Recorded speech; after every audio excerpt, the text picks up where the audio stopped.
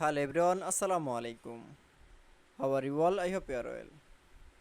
Welcome back to my channel in this new video. Today's video, how to add serial number in blanks in Microsoft Excel. So get started. At first, open your Excel document. Firstly, then we show the table, the group A, group B and group C. The name, the blanks is the add serial number.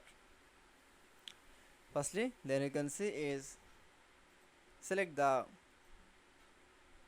all blanks columns option. Now keyboard press from the control G.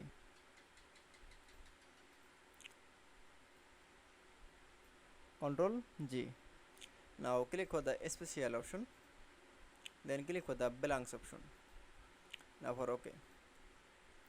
Then keyboard press from the equal N first bracket, then select the group A and first bracket close plus 1.